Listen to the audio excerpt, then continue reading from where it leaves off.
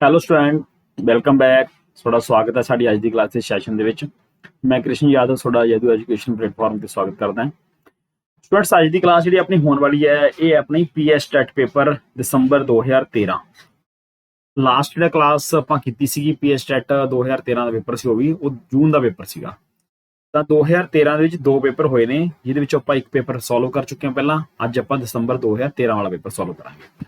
ਤੇ ਸ਼ੁਰੂ ਕਰਦੇ ਹਾਂ ਆਪਾਂ। ਜਿਹੜਾ ਫਸਟ ਕੁਐਸਚਨ ਸਾਡਾ ਉਹ ਹੈਗਾ ਭਾਰਤ ਦੇ ਰਾਸ਼ਟਰਪਤੀ ਦੀ ਚੋਣ ਦੇ ਵਿੱਚ। ਪੋਲੀਟੀਕਲ ਸਾਇੰਸ ਨਾਲ ਰਿਲੇਟਡ ਕੁਐਸਚਨ ਇਹ ਹਰ ਐਗਜ਼ਾਮ ਦੇ ਵਿੱਚ ਤੁਹਾਡਾ ਜਿਹੜਾ ਹੈਗਾ ਉਹ ਕੁਐਸਚਨ ਪੁੱਛੇ ਜਾ ਸਕਦੇ ਨੇ ਅਲੱਗ-ਅਲੱਗ, ਕਿਉਂਕਿ ਬਹੁਤ ਸਾਰੇ ਐਗਜ਼ਾਮ ਇਸ ਤਰ੍ਹਾਂ ਦੇ ਨੇ ਜਿਹਦੇ ਵਿੱਚ ਨਾ ਪ੍ਰੀਵੀਅਸ ਕੁਐਸਚਨ ਜਿਹੜੇ ਨੇ ਉਹ ਡਾਇਰੈਕਟ ਤੌਰ ਤੇ ਪੁੱਛੇ ਗਏ ਨੇਗੇ। ਇਸ ਕਰਕੇ ਤੁਹਾਡੇ ਹਰ ਪੇਪਰ ਵਾਸਤੇ ਬੈਨੀਫੀਸ਼ੀਅਲ ਹੋ ਸਕਦੀ ਕਲਾਸ ਇਹ। ਪੀਐਸ ਸਟੱਡੀ ਵਾਸਤੇ ਤਾਂ ਹੈਗੀ ਹੈ। ਭਾਰਤ ਦੇ ਰਾਸ਼ਟਰਪਤੀ ਦੀ ਚੋਣ ਦੇ ਵਿਵਾਦ ਦਾ ਮਸਲਾ ਕਿਸ ਕੋਲ ਭੇਜਿਆ ਜਾਂਦਾ ਹੈ?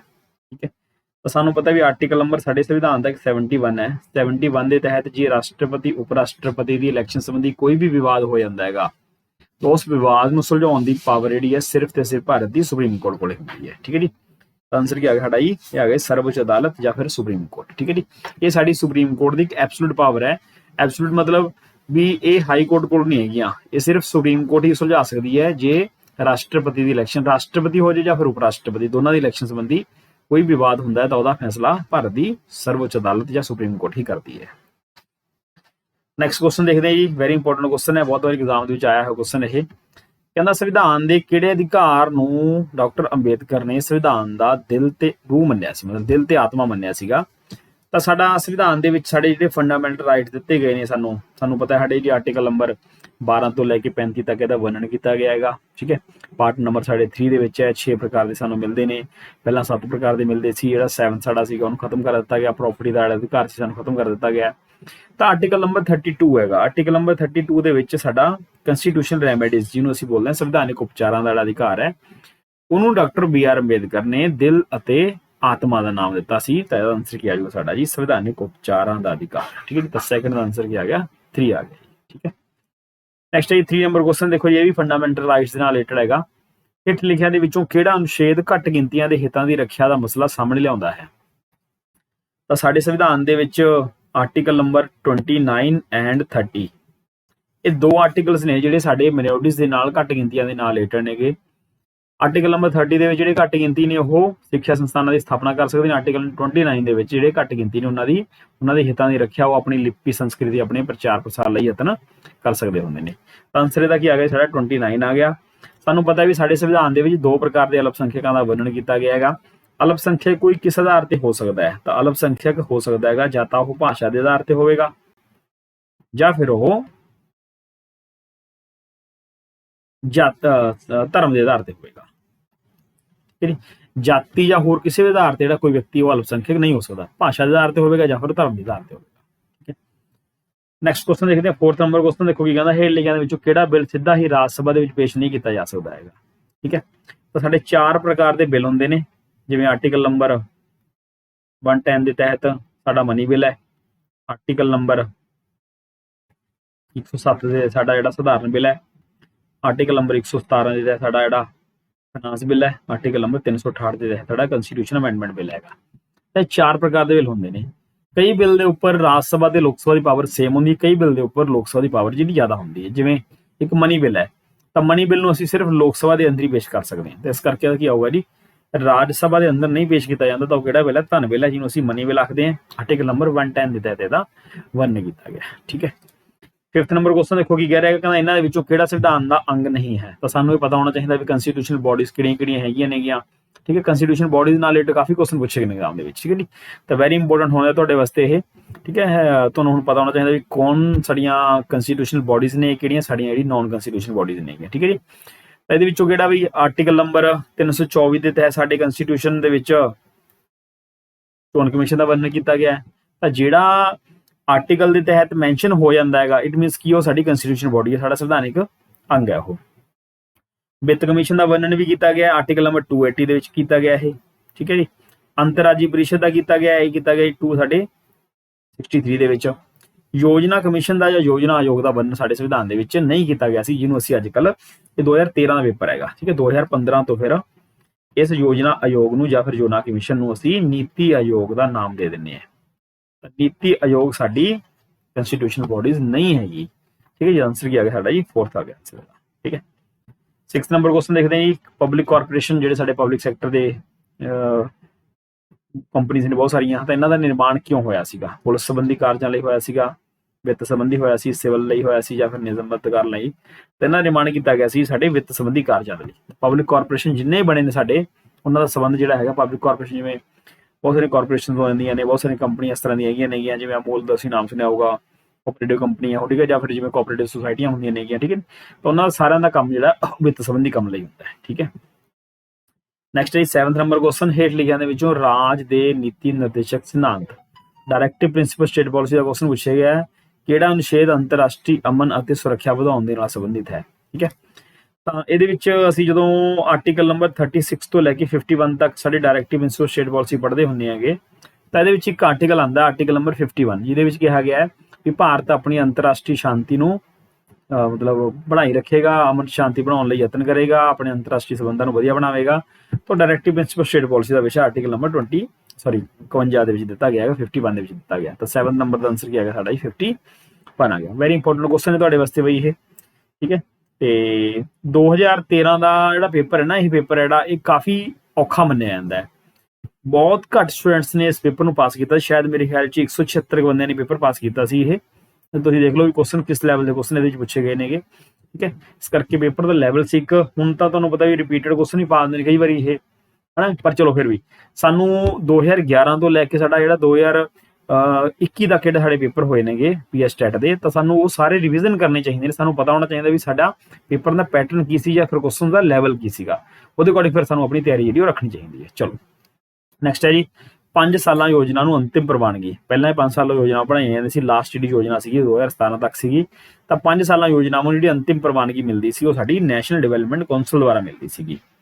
ਨੈਸ਼ਨਲ ਡਿਵੈਲਪਮੈਂਟ ਕੌਂਸਲ ਸਾਡਾ 1952 ਦੇ ਵਿੱਚ ਸਾਡੀ ਇਹ ਐਨਡੀਸੀ ਬਣੀ ਹੈ, ਰਾਸ਼ਟਰੀ ਵਿਕਾਸ ਪਰਿਸ਼ਦ ਬਣੀ ਹੈ, ਜਿਹਦੇ ਵਿੱਚ ਪ੍ਰਧਾਨ ਮੰਤਰੀ ਇਹਦੇ ਚੇਅਰਮੈਨ ਹੋਇਆ ਕਰਦੇ ਸੀ। ਸਾਰੀਆਂ ਸਟੇਟਸ ਦੇ ਮੁੱਖ ਮੰਤਰੀ ਇਹਦੇ ਵਿੱਚ ਸ਼ਾਮਲ ਜਿਹੜੇ ਸੀ ਉਹ ਹੋਇਆ ਕਰਦੇ ਸੀ। ਤਾਂ ਆਨਸਰ ਕੀ ਆ ਗਿਆ ਸਾਡਾ ਜੀ 8th ਦਾ ਸਾਡਾ ਆ ਗਿਆ 4th ਆਨਸਰ।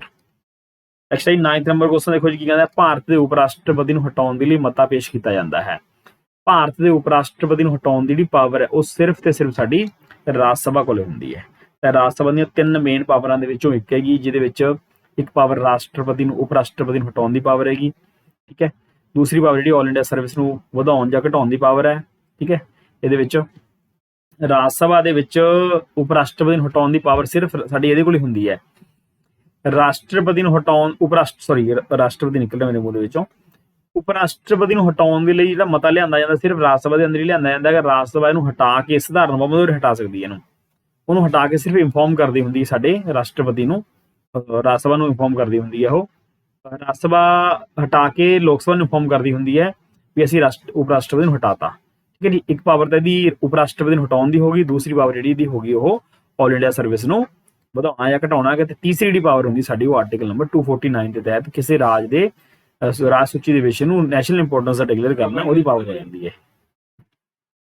ਹਾਂਜੀ 10th ਨੰਬਰ ਕੁਐਸਚਨ ਹੈ ਦੇਖੋ, ਬਲਵੰਤ ਰਾਏ ਮਹਿਤਾ ਕਮੇਟੀ ਸੰਬੰਧਿਤ ਸੀ। ਤਾਂ ਭਾਰਤ ਦੇ ਵਿੱਚ ਪੰਚਾਇਤੀ ਰਾਜ ਕਾਫੀ ਇੰਪੋਰਟੈਂਟ ਟੌਪਿਕ ਹੈ ਇਹ। ਸੰਵਿਧਾਨ ਦੇ ਭਾਗ ਨੰਬਰ 9 ਦੇ ਵਿੱਚ ਤੇ 73 ਅਮੈਂਡਮੈਂਟ ਤੇ ਜਿਹੜਾ ਸਾਡਾ 11ਵਾਂ ਸ਼ੈਡਿਊਲ ਹੈ ਸਾਡਾ ਸੂਚੀ ਨੰਬਰ ਹੈ, ਇਹ ਕਾਫੀ ਇੰਪੋਰਟੈਂਟ ਨੇ, ਤਾਂ ਇਹਦੇ ਨਾਲ ਜੁੜੇ ਹੋਏ ਨੇ ਸਾਰੇ। ਤਾਂ ਬਲਵੰਤ ਰਾਏ ਮਹਿਤਾ ਕਮੇਟੀ ਪਹਿਲੀ ਕਮੇਟੀ ਸੀ ਪੰਚਾਇਤੀ ਰਾਜ ਨੂੰ ਲੈ ਕੇ ਬਣਾਈ ਗਈ ਸੀ। ਤਾਂ ਇਹ ਕਿਹਦੇ ਨਾਲ ਸੰਬੰਧਿਤ ਸੀ ਜੀ? ਇਹ ਆਨਸਰ ਤੁਹਾਨੂੰ ਕਲੀਅਰ ਹੋ ਗਿਆ ਹੋਣਾ ਸਾਰਾ ਇਹ। ਨੈਕਸਟ ਹੈ ਜੀ ਨਿਆਂ ਸੰਬੰਧੀ ਨਿਰੀਖਣ ਜ਼ਰੂਰੀ ਹੈ। ਨਿਆਂ ਮਤਲਬ ਜੁਡੀਸ਼ੀਅਲ ਰਿਵਿਊ ਦੀ ਗੱਲ ਕਰ ਰਹੇ ਇਹ। ਠੀਕ ਹੈ, ਤਾਂ ਜੁਡੀਸ਼ੀਅਲ ਰਿਵਿਊ ਤੁਹਾਨੂੰ ਪਤਾ ਵੀ ਅਸੀਂ USA ਦੇ ਸੰਵਿਧਾਨ ਤੋਂ ਅਡਾਪਟ ਕੀਤਾ ਹੈਗਾ। ਸੁਪਰੀਮ ਕੋਰਟ, ਹਾਈ ਕੋਰਟ ਸਾਡੀਆਂ ਜਿਹੜੀਆਂ ਨੇ ਇਹਨਾਂ ਕੋਲ ਪਾਵਰ ਹੈਗੀ ਜੁਡੀਸ਼ੀਅਲ ਰਿਵਿਊ ਕਰਨ ਦੀ। ਤਾਂ ਇਹ ਵਿੱਚ ਸੰਵਿਧਾਨ ਦੀ ਸਰਵਉੱਚਤਾ ਨੂੰ ਬਣਾਈ ਰੱਖਣ ਲਈ ਹਾਂ ਇਹ ਵੀ ਗੱਲ ਠੀਕ ਹੈ ਬਈ, ਸੰਘੀ ਸੰਤੁਲਨ ਨੂੰ ਬਣਾਈ ਰੱਖਣ ਲਈ ਵੀ ਠੀਕ ਹੈ, ਬੁਨਿਆਦੀ ਅਧਿਕਾਰਾਂ ਦੀ ਜਿਹੜੇ ਸਾਡੇ ਮੌਲਿਕ ਅਧਿਕਾਰ ਨੇ ਉਹਨਾਂ ਦੀ ਰੱਖਿਆ ਲਈ ਵੀ ਇਹ ਜੁਡੀਸ਼ੀਅਲ ਰਿਵਿਊ ਦਾ ਇਸਤੇਮਾਲ ਕੀਤਾ ਜਾ ਸਕਦਾ ਹੈ। ਤਾਂ ਇਸ ਕਰਕੇ ਆਨਸਰ ਸਾਡਾ ਕੀ ਆ ਗਿਆ ਜੀ? ਸਾਡਾ 4th ਆਨਸਰ ਆ ਗਿਆ। ਠੀਕ ਹੈ ਜੀ, ਵੈਰੀ ਵੈਰੀ ਵੈਰੀ ਇੰਪੋਰਟੈਂਟ ਨੇ ਕੁਐਸਚਨ ਸਾਰੇ ਬਈ ਇਹ। ਪ੍ਰਸਤਾਵਨਾ ਨੂੰ ਸ਼ੋਧਿਆ ਜਾ ਸਕਦਾ ਹੈ। ਤਾਂ ਪ੍ਰਸਤਾਵਨਾ ਨੂੰ ਸ਼ੋਧਿਆ ਜਾ ਸਕਦਾ ਹੈ, ਇਹਦਾ ਮਸਲਾ ਪਹਿਲੀ ਵਾਰ ਉਠਾਇਆ ਗਿਆ ਸੀਗਾ ਸਾਡਾ 1960 ਦੇ ਵਿੱਚ। 1960 ਦੇ ਵਿੱਚ ਕੇਸ ਹੋਇਆ ਸੀ, ਉਹਦਾ ਨਾਮ ਸੀ ਬੇਰੋਵਾਰੀ। ਠੀਕ ਹੈ, ਤਾਂ ਬੇਰੋਵਾਰੀ ਮਸਲੇ 'ਚ ਵੀ ਉੱਠਿਆ ਸੀਗਾ।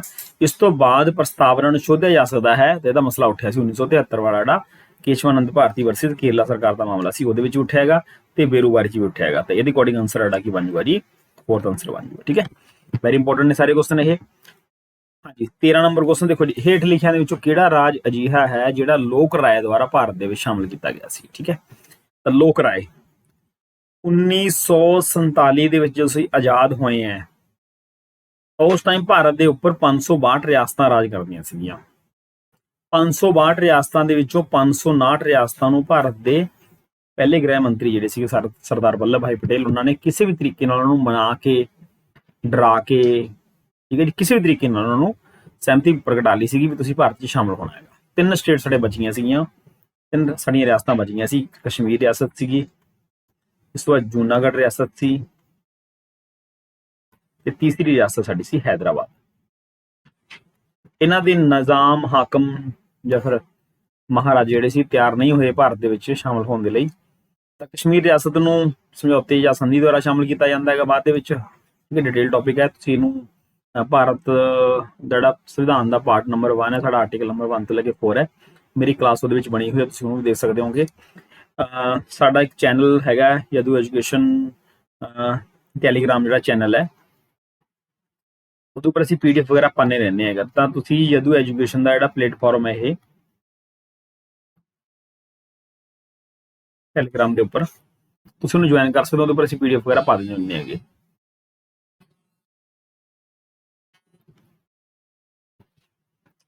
ਹਾਂਜੀ, ਤਾਂ ਜੂਨਾਗੜ੍ਹ ਜਿਹੜੀ ਰਿਆਸਤ ਸੀ ਇਹ ਸ਼ਾਮਲ ਕੀਤੀ ਗਈ ਸੀ ਲੋਕ ਮਤ ਦੁਆਰਾ। ਲੋਕ ਮਤ ਮਤਲਬ ਲੋਕਾਂ ਦੀ ਸਹਿਮਤੀ ਪ੍ਰਗਟਾਈ ਗਈ ਸੀ ਇਹਦੇ ਉੱਪਰ। ਤੇ ਹੈਦਰਾਬਾਦ ਜਿਹੜੀ ਰਿਆਸਤ ਸੀ ਇਹ ਪੁਲਿਸ ਕਾਰਵਾਈ ਦੁਆਰਾ ਸ਼ਾਮਲ ਕੀਤੀ ਗਈ ਹੈ। ਤਾਂ 3 ਰਿਆਸਤਾਂ ਸੀ, ਪਹਿਲੀ ਸੰਧੀ ਸਮਝੌਤੇ ਦੁਆਰਾ ਸ਼ਾਮਲ ਹੋਈ ਹੈ, ਦੂਸਰੀ ਲੋਕ ਮਤ ਦੁਆਰਾ ਸ਼ਾਮਲ ਹੋਈ ਹੈ, ਤੇ ਤੀਸਰੀ ਜਿਹੜੀ ਰਿਆਸਤ ਸਾਡੀ ਉਹ ਪੁਲਿਸ ਕਾਰਵਾਈ ਦੁਆਰਾ ਜਾਂ ਫਿਰ ਫੌਜੀ ਕਾਰਵਾਈ ਦੇ ਭਾਰਤ ਦੇ ਵਿੱਚ ਸ਼ਾਮਲ ਕੀਤੀ ਗਈ। ਹੁਣ ਇੱਥੇ ਪੁੱਛਿਆ ਗਿਆ ਜੀ ਕਿਹੜਾ ਲੋਕ ਰਾਏ ਦੁਆਰਾ ਸ਼ਾਮਲ ਕੀਤਾ ਗਿਆ ਸੀਗਾ ਜਾਂ ਲੋਕਤੰਤਰੀ ਤਰੀਕੇ ਨਾਲ ਤੋਂ ਸ਼ਾਮਲ ਕੀਤਾ ਗਿਆ ਸੀ ਜੂਨਾਗੜ੍ਹ ਰਿਆਸਤ। ਠੀਕ ਹੈ ਜੀ, ਤਾਂ ਆਨਸਰ ਸਾਡਾ ਕੀ ਆ ਗਿਆ ਜੀ, 4th ਆ ਗਿਆ। 13 ਨੰਬਰ ਕੁਐਸਚਨ ਤੋਂ ਬਾਅਦ 14 ਨੰਬਰ ਕੁਐਸਚਨ ਹੈ, ਲਿਖੇ ਅਨੁਛੇਦਾਂ ਦੇ ਵਿੱਚੋਂ ਕਿਸ ਨੂੰ ਡਾਕਟਰ B.R. ਅੰਬੇਦਕਰ ਨੇ ਬੁਨਿਆਦੀ ਅਧਿਕਾਰਾਂ ਦੀ ਨੀਂਹ ਕਿਹਾ ਸੀ। ਤਾਂ ਦੂਸਰੀ ਵਾਰ ਕੁਐਸਚਨ, ਇੱਕ ਪੇਪਰ ਦੀ ਦੂਸਰੀ ਵਾਰ ਕੁਐਸਚਨ ਆਇਆ ਦੇਖੋ। ਠੀਕ ਹੈ ਜੀ, ਪਹਿਲਾਂ ਦਿਲ ਤੇ ਆਤਮਾ ਕਿਹਾ ਸੀਗਾ, ਹੁਣ ਇਹਨਾਂ ਨੇ ਕਿਹਨੂੰ ਕਿਹਾ ਸੀਗਾ ਜੀ, ਬੁਨਿਆਦੀ ਅਧਿਕਾਰਾਂ ਦੀ ਨੀਂਹ ਕਿਹਾ ਸੀ। ਤਾਂ ਇਹਨਾਂ ਵਿੱਚੋਂ ਆਰਟੀਕਲ ਨੰਬਰ 32 ਹੈ ਜੀ। ਪੋਲੀਟੀਕਲ ਸਾਇੰਸ ਦਾ ਲਾਸਟ ਕੁਐਸਚਨ ਹੈ, ਲੋਕਤੰਤਰ 2 ਪ੍ਰਕਾਰ ਦਾ ਹੁੰਦਾ, ਕਹਿੰਦਾ ਪ੍ਰਤੱਖ ਤੇ ਅਪ੍ਰਤੱਖ। ਜਿਹੜਾ ਮੁੱਖ ਪ੍ਰਤੱਖ ਲੋਕਤੰਤਰੀ ਉਪਕਰਨ ਹੈ ਕੀ ਹੈ। ਠੀਕ ਹੈ ਜੀ, ਮਤਲਬ ਅਸੀਂ ਲੋਕਤੰਤਰ ਦੇ ਵਿੱਚ ਜਿਹੜਾ ਪ੍ਰਮੁੱਖ ਲੋਕਤੰਤਰੀ ਕੰਪੋਨੈਂਟ ਹੈ ਉਹ ਕਿਹਨੂੰ ਮੰਨਦੇ ਹਾਂ ਅਸੀਂ, ਤਾਂ ਹੁੰਦਾ ਜੀ ਲੋਕ ਵਿਚਾਰ ਜਾਂ ਲੋਕ ਮਤ, ਜਨਤਾ ਦਾ ਵਿਚਾਰ। ਠੀਕ ਹੈ ਜੀ, ਤਾਂ ਇੰਪੋਰਟੈਂਟ ਨੇ ਸਾਰੇ ਕੁਐਸਚਨ ਇਹ। ਪੋਲੀਟੀਕਲ ਸਾਇੰਸ ਦੇ ਕੁਐਸਚਨ ਤੁਹਾਡੇ ਹਰ ਪੇਪਰ ਦੇ ਵਿੱਚ, ਚਾਹੇ ਉਹ ਪੋਲੀਟੀਕਲ ਸਾਇੰਸ ਦਾ ਮਾਸਟਰ ਗ੍ਰੇਡਰ ਦਾ ਪੋਰਸ਼ਨ ਹੋਵੇ ਜਾਂ ਫਿਰ ਉਹ ਲੈਕਚਰਰ ਦਾ ਹੋਵੇ ਪੇਪਰ, ਉਹਦੇ ਵਿੱਚ ਡਾਇਰੈਕਟ ਕੁਐਸਚਨ ਤੁਹਾਨੂੰ ਪੁੱਛੇ ਜਾ ਸਕਦੇ ਨੇ। ਜਾਂ ਫਿਰ ਤੁਸੀਂ ਕਿਸੇ ਵੀ ਲੈਵਲ ਦੇ ਕੰਪੀਟੀਸ਼ਨ ਦੀ ਤਿਆਰੀ ਕਰ ਰਹੇ ਹੋ, ਚਾਹੇ ਉਹ ਪੰਜਾਬ ਪੁਲਿਸ ਹੈ, ਚਾਹੇ ਉਹ PS-BBB ਹੈਗਾ, ਜਾਂ ਕੋਈ ਵੀ ਐਗਜ਼ਾਮ ਤੁਸੀਂ ਕਲੈਰੀਕਲ ਲੈਵਲ ਦਾ ਦੇ ਰਹੇ ਹੋ ਜਾਂ ਫਿਰ ਹਾਈ ਲੈਵਲ ਦਾ ਦੇ ਰਹੇ ਹੋਗੇ, ਸਾਰਿਆਂ ਦੇ ਵਿੱਚ ਕੁਐਸਚਨ ਤੁਹਾਨੂੰ ਇਸ ਤਰ੍ਹਾਂ ਦੇ ਪੁੱਛੇ ਜਾ ਸਕਦੇ ਨੇ। ਇਸ ਵਾਰ ਅਸੀਂ ਗੱਲ ਕਰਦੇ ਹਾਂ ਜੀ ਹਿਸਟਰੀ ਦੇ ਕੁਐਸਚਨ ਨੇ। 16 ਨੰਬਰ ਕੁਐਸਚਨ ਹੈ, ਬਸਤੀਵਾਦੀ ਭਾਰਤ ਦੇ ਕਬੀਲਿਆਂ ਦਾ ਅੰਦੋਲਨ, ਜਿਹੜੇ ਜਨਜਾਤੀ ਅੰਦੋਲਨ ਸੀਗੇ ਉਹ ਉਹਨਾਂ ਦੀ ਗੱਲ ਕਰ ਰਹੇ ਹੈ। ਦੂਸਰੇ ਫਿਰਕਿਆਂ ਦੇ ਅੰਦੋਲਨਾਂ ਨਾਲੋਂ ਵੱਖਰਾ ਸੀ ਕਿਉਂਕਿ ਉਹ ਬਹੁਤ ਕੀ ਸੀਗੇ, ਜੰਗਜੂ ਸੀਗੇ। ਜੰਗਜੂ ਦਾ ਬਹੁਤ ਸਾਰੇ ਮਤਲਬ ਹੈਗੇ ਸੀਗੇ ਲਗਭਗ ਸਾਰੇ ਜੰਗਜੂ ਸੀਗੇ, ਨਿਵੇਕਲੇ ਸੀਗੇ, ਨਿਰੰਤਰ ਸੀਗੇ, ਬੇਤਰਤੀਬੇ ਸੀਗੇ। ਤਾਂ ਇਹਨਾਂ ਦੇ ਜਿਹੜੇ ਜਨਜਾਤੀ ਅੰਦੋਲਨ ਹੋਏ ਨੇ ਇਹ ਸਿਸਟਮੈਟਿਕ ਨਹੀਂ ਸੀ ਕਿਉਂਕਿ ਉਹਨਾਂ ਕੋਲ ਕੋਈ ਜ਼ਿਆਦਾ ਨੌਲੇਜ ਨਹੀਂ ਸੀਗੀ ਕਿਸੇ ਚੀਜ਼ ਦੀ, ਉਹ ਜ਼ਿਆਦਾ ਪੜ੍ਹੇ ਲਿਖੇ ਨਹੀਂ ਸੀਗੇ, ਹਨਾ। ਇਸ ਕਰਕੇ ਇਹਨੂੰ ਅਸੀਂ ਕਹਿੰਦੇ ਇਹ ਬੇਤਰਤੀਬ ਸੀਗੀ, ਕੋਈ ਤਰਤੀਬ ਨਹੀਂ ਸੀ, ਕੋਈ ਸੀਕੁਐਂਸ ਨਹੀਂ ਸੀ, ਕੋਈ ਪਲਾਨ ਨਹੀਂ ਸੀਗਾ, ਹਨਾ। ਮਤਲਬ ਇੱਕਦਮ ਉੱਠਣਾ ਤੇ ਮਤਲਬ ਹੂ ਹਾ ਕਰਕੇ ਅੰਦੋਲਨ ਕਰ ਦੇਣਾ। ਇਸ ਕਰਕੇ ਜਿਹੜੇ ਜਨਜਾਤੀ ਅੰਦੋਲਨ ਸੀਗੇ, ਬਹੁਤੇ ਅੰਦੋਲਨ ਜਿਹੜੇ ਸਾਰੇ ਅੰਦੋਲਨਾਂ ਆਪਾਂ ਗੱਲ ਨਹੀਂ ਕਰਦੇ ਹੈਗੇ, ਜ਼ਿਆਦਾਤਰ ਅੰਦੋਲਨ, ਕਿਉਂਕਿ ਕਿਤੇ ਨਾ ਕਿਤੇ ਜਾਣਕਾਰੀ ਦੀ ਕਮੀ ਸੀ, ਕਿਤੇ ਨਾ ਕਿਤੇ ਬਾਕੀ ਚੀਜ਼ਾਂ ਦੇ ਅੰਦਰ ਕਮੀ ਪਾਈ ਜਾਂਦੀ ਸੀ। 17 ਨੰਬਰ ਕੁਐਸਚਨ ਦੇਖਦੇ ਹਾਂ ਕੀ ਕਹਿੰਦਾ, ਹੇਠ ਲਿਖਿਆਂ ਦੇ ਵਿੱਚੋਂ ਕਿਹੜਾ ਇੰਡੋ ਯੂਰਪੀਅਨ ਆਰੀਅਨਸ ਦੇ ਮੂਲ ਜਿਹੜੇ ਵਸਨੀਕ ਨੂੰ ਥਾਂ ਮੰਨੀ ਜਾਂਦੀ ਹੈ। ਤਾਂ ਦਇਨ ਸਰਸਵਤੀ ਹੋਏ ਨੇ ਸਾਡੇ, ਕੋਈ ਕਹਿੰਦੇ ਨੇ ਵੀ ਜਿਹੜੇ ਸਾਡੇ ਆਰੀਅਨ ਲੋਕ ਸੀ ਉਹ ਮੂਲ ਨਿਵਾਸੀ ਕਿੱਥੋਂ ਦੇ ਸੀਗੇ। ਤਾਂ ਕੁਝ ਇਹ ਮੰਨਦੇ ਨੇ ਵੀ ਉਹ ਦੱਖਣੀ ਰਸ਼ੀਆ ਦੇ ਸੀਗੇ ਬਈ, ਕੁਝ ਮੰਨਦੇ ਨੇ ਮੱਧ ਏਸ਼ੀਆ ਤੋਂ ਆਏ ਸੀਗੇ। ਮਤਲਬ ਮੇਨ ਵਿਚਾਰ ਇਹਨਾਂ ਦਾ ਇਹੀ ਮੰਨਿਆ ਜਾਂਦਾ ਹੈਗਾ। ਠੀਕ ਹੈ ਜੀ, ਤਾਂ ਦੱਖਣੀ ਰੂਸ ਅਤੇ ਮੱਧ ਏਸ਼ੀਆ। ਵੈਦਿਕ ਕਾਲ ਦੇ ਵਿੱਚ ਪਣੀ ਸੀਗੇ, ਇੱਕ ਪਣੀ ਕੀ ਸੀਗੇ, ਮਤਲਬ ਕਿਹੜੇ ਲੋਕਾਂ ਦਾ ਸਮੂਹ ਸੀ ਉਹ। ਠੀਕ ਹੈ, ਤਾਂ ਪਣੀ ਸੀ ਬਈ ਜਿਹੜੇ ਵਪਾਰ ਨੂੰ ਕੰਟਰੋਲ ਕਰਿਆ ਕਰਦੇ ਸੀਗੇ, ਜਦੋਂ ਵਪਾਰ ਨੂੰ ਕੰਟਰੋਲ ਕਰਿਆ ਕਰਦੇ ਸੀ। ਉੱਤਰ ਵੈਦਿਕ ਕਾਲ ਦੇ ਵਿੱਚ ਇਹਨਾਂ ਨੂੰ ਪਸ਼ੂ ਚੋਰ ਵੀ ਕਿਹਾ ਜਾਣ ਲੱਗ ਪਿਆ ਸੀ। ਅਮੀਰ ਸੀ ਕਾਫੀ ਲੋਕ ਇਹ, ਠੀਕ ਹੈ, ਇਹਨਾਂ ਨੂੰ ਪਸ਼ੂ ਚੋਰ ਵੀ ਕਿਹਾ ਜਾਣ ਲੱਗ ਸੀ ਕਿਉਂਕਿ ਉਸ ਟਾਈਮ ਜਿਹੜੀ ਗਾਂ ਸੀ ਅਗਨਿਆ ਜਿਹਨੂੰ ਕਿਹਾ ਜਾਂਦਾ ਸੀਗਾ, ਉਹ ਕਾਫੀ ਇੱਕ ਵਧੀਆ ਵਸਤੂ, ਇੱਕ ਵਿਲਾਸਤਾ ਦੀ ਵਸਤੂ ਨੂੰ ਕਹਾਂਗੇ ਆਪਾਂ, ਮਤਲਬ ਉਹ ਅਮੀਰ ਦਾ ਇੱਕ ਪ੍ਰਤੀਕ ਸੀਗੀ ਉਹ। ਠੀਕ ਹੈ ਜੀ, ਜਿਵੇਂ ਅਸੀਂ ਅੱਜਕੱਲ ਇਹ ਮੰਨਦੇ ਵੀ ਸਾਡੇ ਕੋਲ ਜ਼ਮੀਨ ਜਾਇਦਾਦ ਹੈਗੀ, ਤਾਂ ਉਸ ਟਾਈਮ ਦੇ ਵਿੱਚ ਜਿਹੜੀ ਗਾਂ ਸੀਗੀ ਜਿਹਨੂੰ ਅਗੇਨਾ ਕਿਹਾ ਜਾਂਦਾ ਸੀਗਾ, ਤਾਂ ਉਹ ਸਾਡੀ ਇੱਕ ਅਮੀਰੀ ਦਾ ਪ੍ਰਤੀਕ ਮੰਨੀ ਜਾਂਦੀ ਸੀ। ਤਾਂ ਇਹ ਗਾਵਾਂ ਵਗੈਰਾ ਚੋਰੀ ਵੀ ਕਰ ਲੈਂਦੇ ਸੀਗੇ ਉਸ ਤੋਂ ਬਾਅਦ ਦੇ ਕਾਲ ਦੇ ਵਿੱਚ, ਠੀਕ ਹੈ, ਤਾਂ ਇਹਨਾਂ ਨੂੰ ਪਣੀ ਕਿਹਾ ਜਾਂਦਾ ਸੀਗਾ। 19 ਨੰਬਰ ਕੁਐਸਚਨ ਦੇਖਦੇ ਹਾਂ ਕੀ ਕਹਿੰਦਾ ਹੈਗਾ, ਸਮਾਜ ਦੇ 4 ਵਰਨਾਂ ਦਾ ਜ਼ਿਕਰ ਕਿਹੜੇ ਗ੍ਰੰਥ ਦੇ ਵਿੱਚ ਮਿਲਦਾ ਹੈ, ਠੀਕ ਹੈ। ਤੇ 4 ਵਰਨ ਕਿਹੜੇ ਕਿਹੜੇ ਸੀਗੇ ਜੀ ਇਹਦੇ ਵਿੱਚ, ਬ੍ਰਾਹਮਣ ਸੀ, ਛਤਰੀਆ ਸੀ, ਵੈਸ਼ ਸੀ ਤੇ ਸ਼ੂਦਰ ਸੀਗਾ। ਇਹ 4 ਵਰਨ ਨੇਗੇ, ਇਹਨਾਂ ਦਾ ਵਰਣਨ ਕਿਹੜੇ ਗ੍ਰੰਥ, ਰਿਗਵੇਦ ਚ ਮਿਲਦਾ ਵੀ ਇਹ, ਰਿਗਵੇਦ ਦੇ ਕਿਹੜੇ ਸ਼ੁਕਤ ਵਿੱਚ, ਤਾਂ ਪੁਰਸ਼ ਸ਼ੁਕਤ ਵਿੱਚ ਮਿਲਦਾ ਹੈ। ਤਾਂ ਵੈਰੀ ਇੰਪੋਰਟੈਂਟ ਹੈਗਾ, 19 ਨੰਬਰ ਕੁਐਸਚਨ ਦਾ 2 ਆਂਸਰ ਆ ਜਾਊਗਾ ਇਹ।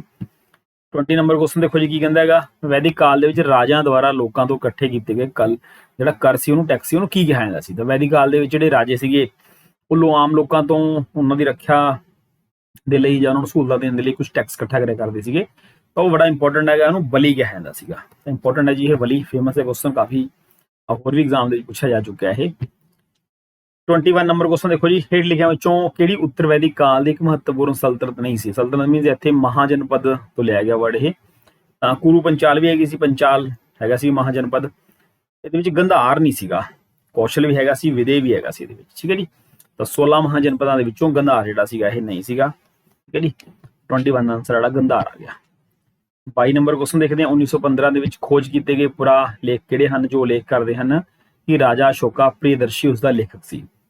ਤਾਂ ਸਾਨੂੰ ਇੱਕ ਅਭਿਲੇਖ ਦੇ ਵਿੱਚੋਂ ਅਸ਼ੋਕ ਦਾ ਨਾਮ ਪ੍ਰਿਯਦਰਸ਼ੀ ਦੇ ਤੌਰ ਤੇ ਵੀ ਸਾਡੇ ਸਾਹਮਣੇ ਆਇਆ ਹੈਗਾ, 1915 ਦੇ ਵਿੱਚ ਖੋਜਿਆ ਗਿਆ ਸੀ ਉਹ, ਤਾਂ ਉਹ ਕਰਨਾਟਕ ਦੇ ਵਿੱਚ ਹੋਇਆ ਸੀਗਾ, ਠੀਕ ਹੈ ਜੀ।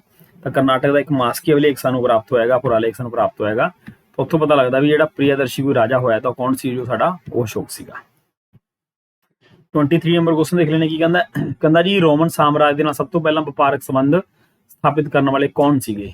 ਤਾਂ ਰੋਮਨ ਸਾਮਰਾਜ ਦੇ ਨਾਲ ਜਿਹੜਾ ਵਪਾਰਕ ਸੰਬੰਧ ਸਭ ਤੋਂ ਪਹਿਲਾਂ ਸਥਾਪਿਤ ਕੀਤਾ ਸੀ ਤਾਂ ਉਹ ਕੀਤਾ ਸੀ ਤਮਿਲ ਦੇ ਚੇਰ ਸਲਤਨਤ, ਠੀਕ ਹੈ ਜੀ। ਤਾਂ ਸਭ ਤੋਂ ਪਹਿਲਾਂ ਜਿਹੜਾ ਰਿਲੇਸ਼ਨ ਸਥਾਪਿਤ ਹੋਇਆ ਸੀ ਰੋਮਨ ਸਾਮਰਾਜ ਦੇ ਨਾਲ, ਤਾਂ ਤਮਿਲ ਅਤੇ ਚੇਰਾਂ ਦਾ ਹੋਇਆ ਸੀ ਜੀ। 24 ਨੰਬਰ ਕੁਐਸਚਨ ਦੇਖੋ ਕੀ ਕਹਿੰਦਾ, ਦਿੱਲੀ ਸਲਤਨਤ ਦਾ ਸਭ ਤੋਂ ਪਹਿਲਾ ਸਰਵ ਸੱਤਾਧਾਰੀ ਮਤਲਬ ਵੀ ਇਹਦੇ ਕੋਲ ਪਾਵਰਾਂ ਫੁੱਲ ਸੀਗੀਆਂ, ਪਹਿਲਾਂ ਤਾਂ ਉਹ ਗੁਲਾਮ ਦੀ ਤਰ੍ਹਾਂ ਰਾਜ ਕਰਦੇ ਸੀਗੇ। ਇਹਦੇ ਵੀ ਕੌਣ ਸੀ ਜੀ, ਇਹ ਸੀਗਾ ਇਲਤੁਤਮਿਸ਼ ਨੇ ਸਭ ਤੋਂ ਪਹਿਲਾਂ ਆਪਣੇ ਆਪ ਨੂੰ, ਠੀਕ ਹੈ ਜੀ, ਡਿਕਲੇਅਰ ਕੀਤਾ ਸੀ। ਇਹਨੇ 1229 ਦੇ ਵਿੱਚ ਇਹਨੇ ਆਪਣੇ ਆਪ ਨੂੰ ਜਿਹੜਾ ਸੀ ਸੁਲਤਾਨ ਡਿਕਲੇਅਰ ਕੀਤਾ ਸੀ, ਤੇ ਆਪਣੇ ਆਪ ਨੂੰ ਇਹਨੇ ਖਲੀਫਾ ਤੋਂ ਮੁਕਤ ਕੀਤਾ ਸੀਗਾ, ਠੀਕ ਹੈ। ਤਾਂ ਇਹ ਆ ਗਿਆ ਜੀ ਸਾਡਾ ਇਲਤੁਤਮਿਸ਼। 24 ਦਾ ਸਾਡਾ 3 ਆਂਸਰ ਆ ਗਿਆ। ਜੂਨ 25 ਨੰਬਰ ਕੁਐਸਚਨ ਦੇ ਵਿੱਚ, ਜੂਨ 1756 ਦੇ ਵਿੱਚ ਨਵਾਬ ਸਿਰਾਜੁੱਦੌਲਾ ਨੇ ਅੰਗਰੇਜ਼ਾਂ ਦੇ ਵਿਰੁੱਧ ਆਪਣੀ ਮੁਹਿੰਮ ਵਿੱਚ ਸਭ ਤੋਂ ਵੱਡੀ ਗਲਤੀ ਕਿਹੜੀ ਕੀਤੀ ਸੀਗੀ। ਉਹਨੇ ਸਭ ਤੋਂ ਵੱਡੀ ਗਲਤੀ ਕਿਹੜੀ ਕੀਤੀ ਸੀ ਬਈ, ਉਹ ਬੰਗਾਲ ਦੇ ਵਿੱਚ ਅੰਗਰੇਜ਼ਾਂ ਦੀ ਸਮੁੱਚੀ ਤਾਕਤ ਦਾ ਅੰਦਾਜ਼ਾ ਲਾਉਣ ਦੇ ਵਿੱਚ ਅਸਫਲ ਰਿਹਾ ਸੀ। ਇਹ ਸਹੀ ਅਥੈਂਟਿਕ ਆਂਸਰ ਨਹੀਂ ਹੈਗਾ। ਉਹ ਆਪਣੇ ਦਰਬਾਰ ਦੇ ਅਹਿਲਕਾਰਾਂ ਦੀ ਸ਼ਾਸਨਾਂ ਤੇ ਧੋਖੇਬਾਜ਼ੀਆਂ ਤੋਂ ਨਾ ਵਾਕਿਫ ਰਿਹਾ, ਵਾਕਿਫ ਤਾਂ ਹੈਗਾ ਸੀ ਉਹ। ਉਸਨੇ ਅੰਗਰੇਜ਼ਾਂ ਨੂੰ ਉਹਨਾਂ ਦੇ ਜਹਾਜ਼ਾਂ ਦੇ ਨਾਲ ਫੁਲਟਾ ਤੇ ਜਾਣ ਦਿੱਤਾ। ਇਹ ਗੱਲ ਸਹੀ ਹੈ ਬਈ, ਉਹਨੇ ਜਹਾਜ਼ਾਂ ਨੂੰ ਫੁਲਟਾ ਤੇ ਜਾਣ ਦਿੱਤਾ। ਜੇ ਉਹ ਨਾ ਜਾਣ ਦਿੰਦਾ ਤਾਂ ਹੋ ਸਕਦਾ ਵੀ ਉਹ, ਠੀਕ ਹੈ, ਵੀ ਉਹਨੂੰ ਕੰਟਰੋਲ ਕਰ ਲੈਂਦਾ, ਤੇ ਹੋ ਸਕਦਾ ਵੀ ਇਹਦੀ ਜਿੱਤ ਵੀ ਉੱਥੇ ਹੋ ਸਕਦੀ ਸੀਗੀ, ਠੀਕ ਹੈ। 26 ਨੰਬਰ ਕੁਐਸਚਨ ਦੇਖਦੇ ਹਾਂ ਕੀ ਕਹਿੰਦਾ, ਮੁੱਢਲੇ ਬਰਤਾਨਵੀ ਸ਼ਾਸਕਾਂ ਦਾ ਇਹ ਸਿਧਾਂਤ ਸੀ ਕਿ ਖੇਤੀਬਾੜੀ ਦੀ ਜ਼ਮੀਨ ਕੰਪਨੀ ਦੀ ਮਲਕੀਅਤ ਹੈ ਅਤੇ ਉਸ ਤੋਂ ਹਾਸਲ ਹੋਣ ਵਾਲੇ ਵਿੱਤੀ ਲਗਾਨ ਦੇ ਉੱਪਰ ਉਹਨਾਂ ਦਾ ਹੱਕ ਬਣਦਾ ਹੈ।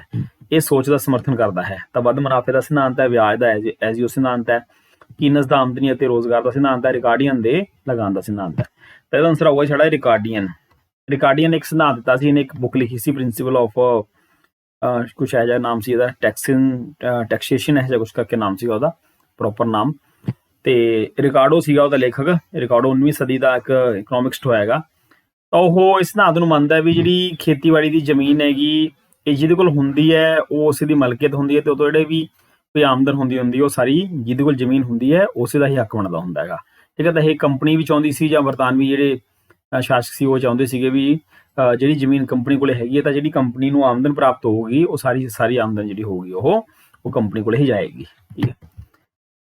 27 ਨੰਬਰ ਕੁਐਸਚਨ ਦੇਖੋ ਜੀ, ਇਸ ਨਿਰਣੇ ਨੂੰ ਖਾਰਜ ਕਰਨਾ ਮੁਸ਼ਕਿਲ ਹੈ ਕਿ ਆਜ਼ਾਦੀ ਦੀ ਰਾਸ਼ਟਰੀ ਜੰਗ ਨਾ ਤਾਂ ਪਹਿਲੀ ਸੀ, ਨਾ ਰਾਸ਼ਟਰੀ ਸੀ, ਅਤੇ ਨਾ ਹੀ ਆਜ਼ਾਦੀ ਲਈ ਸੀਗੀ।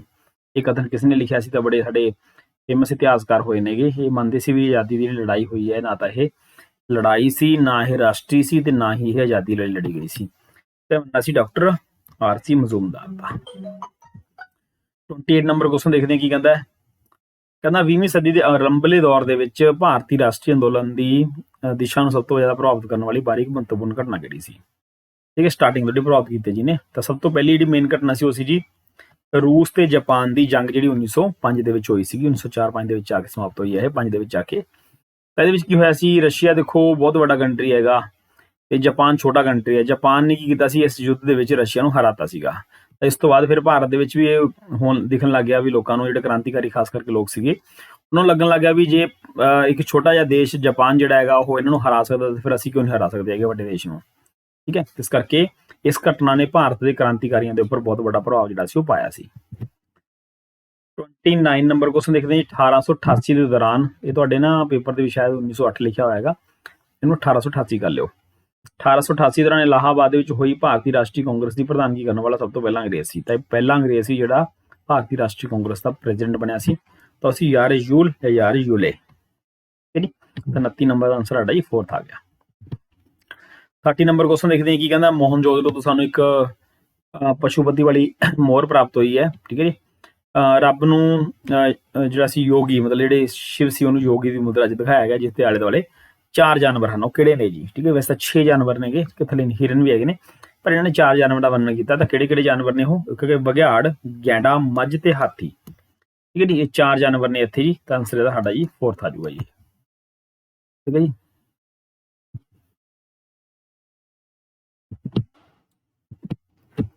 ਥਰਟੀ 1 ਨੰਬਰ ਕੁਐਸਚਨ ਦੇਖੋ ਜੀ ਕੀ ਕਹਿੰਦਾ ਹੈ, ਸਾਊਥ ਇੰਡੀਆ ਦੇ ਵਿੱਚੋਂ ਕੁਐਸਚਨ ਪੁੱਛਿਆ ਗਿਆ ਇਹ ਦੱਖਣੀ ਭਾਰਤ ਦਾ। ਹੇਠ ਲਿਖਿਆਂ ਦੇ ਵਿੱਚੋਂ ਆਦਿ ਤਮਿਲ ਸਾਹਿਤ ਦਾ ਮਹਾਕਾਵ ਕਿਹੜਾ ਹੈ। ਤਾਂ ਸਭ ਤੋਂ ਜਿਹੜੇ ਫੇਮਸ ਜਿਹੜੇ ਗ੍ਰੰਥ ਮੰਨੇ ਜਾਂਦੇ ਨੇ ਉਹ ਸ਼ਿਲਾਦੀਪਲਕਰਮ ਅਤੇ ਮਨੀਮੇਕਲਾਈ, ਠੀਕ ਹੈ। ਤਾਂ 4th ਨੰਬਰ ਆਨਸਰ ਇਹ, ਠੀਕ ਹੈ। ਜਿਹੜੀ ਆਪਣੀ ਹਿਸਟਰੀ ਦੀ ਬੁੱਕ ਆਈ ਹੋਈ ਹੈ ਉਹਦੇ ਵਿੱਚ ਬਹੁਤ ਸਾਰੇ ਕੁਐਸਚਨ ਜਿਹੜੇ ਦੱਖਣੀ ਭਾਰਤ ਦੇ ਕੁਐਸਚਨ ਇਹਦੇ ਵਿੱਚ ਦਿੱਤੇ ਹੋਏ ਨੇ। ਤੁਸੀਂ ਬੁੱਕ ਲੈ ਸਕਦੇ ਹੋਗੇ। ਜੇ ਤੁਹਾਨੂੰ ਬੁੱਕ ਨਹੀਂ ਮਿਲ ਰਹੀ ਕਿਤੋਂ ਤਾਂ ਫਿਰ ਤੁਸੀਂ ਮੈਨੂੰ 8699700784, ਤਾਂ ਤੁਹਾਡੇ ਹਰ ਪੇਪਰ ਲਈ ਬੁੱਕ ਹੈਗੀ ਸਾਡੀ ਇਹ। ਇਹਦੇ ਨਾਲ ਰਿਲੇਟਡ ਵੀਡੀਓਜ਼ ਮੈਂ ਕਈ ਬਣਾ ਚੁੱਕਿਆ ਹੈਗਾ। ਤਾਂ 8699700708 ਤੇ ਤੁਸੀਂ ਮੈਨੂੰ ਮੈਸੇਜ ਕਰ ਸਕਦੇ ਹੋਗੇ। ਬਾਕੀ ਹਰ ਲਗਭਗ ਸ਼ਹਿਰ ਜਿਹੜੇ ਮੇਨ ਸ਼ਹਿਰ ਨੇ ਉਹਨਾਂ ਵਿੱਚ ਤੁਹਾਡੀ ਬੁੱਕ ਇਹ ਮਿਲ ਰਹੀ ਹੈਗੀ। ਤਾਂ history of India by Krishan Yadav ਦੇ ਨਾਮ ਦੇ ਉੱਪਰ ਤੁਹਾਨੂੰ ਬੁੱਕ ਮਿਲ ਸਕਦੀ ਹੈਗੀ, ਠੀਕ ਹੈ ਜੀ। 32 ਨੰਬਰ ਕੁਐਸਚਨ ਦੇਖੋ ਜੀ ਕੀ ਕਹਿੰਦਾ, ਕਹਿੰਦਾ ਇਹਨਾਂ ਵਿੱਚੋਂ ਕਿਹੜਾ ਸਹੀ ਨਹੀਂ ਹੈ। ਅਲ-ਬਰੂਨੀ ਵੱਲੋਂ ਤਾਰੀਖ ਹਿੰਦ ਲਿਖੀ ਗਈ ਸੀ, ਬਿਲਕੁਲ ਸਹੀ ਗੱਲ ਹੈ ਬਈ। ਇਬਨ ਬਤੂਤਾ ਵੱਲੋਂ ਕਿਤਾਬ ਹਿੰਦ ਲਿਖੀ ਗਈ ਸੀ, ਇਹਨੇ ਲਿਖੀ ਸੀ ਰਹਿਲਾ ਪੁਸਤਕ। ਜ਼ਿਆਉद्दीन बर्नी ਵੱਲੋਂ ਤਾਰੀਖ ਫਿਰੋਜ਼ਸ਼ਾਹੀ ਲਿਖੀ ਗਈ ਹੈ, ਹਾਂ ਬਿਲਕੁਲ ਠੀਕ ਹੈ ਬਈ। ਅਮੀਰ ਖੁਸਰੋ ਵੱਲੋਂ ਤੁਗਲਕਨਾਮਾ ਲਿਖੀ ਗਈ ਹੈ। ਆਨਸਰ ਸਾਡਾ ਕੀ ਆ ਜਾਊਗਾ ਜੀ, ਇਹਦਾ ਆਨਸਰ ਆ ਜਾਊਗਾ ਸਾਡਾ ਜੀ 2, ਮਤਲਬ ਇਬਨ ਬਤੂਤਾ ਵੱਲੋਂ ਜਿਹੜੀ ਕਿਤਾਬ ਲਿਖੀ ਗਈ ਸੀ ਉਹ ਰਹਿਲਾ ਲਿਖੀ ਗਈ ਸੀ ਜੀ। 33 ਨੰਬਰ ਕੁਐਸਚਨ ਦੇਖੋ ਜੀ ਕੀ ਕਹਿੰਦਾ, ਹੇਠ ਲਿਖਿਆਂ ਵਿੱਚ ਕਿਹੜਾ ਅੰਦੋਲਨ ਕੇਰਲਾ ਦੇ ਮੰਦਿਰਾਂ ਦੇ ਵਿੱਚ ਨਿਮਨ ਜਾਤ ਦੇ ਪ੍ਰਵੇਸ਼ ਦੀ ਪਾਬੰਦੀ ਅਤੇ ਛੂਤ-ਛਾਤ ਦੇ ਵਿਰੁੱਧ ਉੱਠਿਆ ਸੀਗਾ।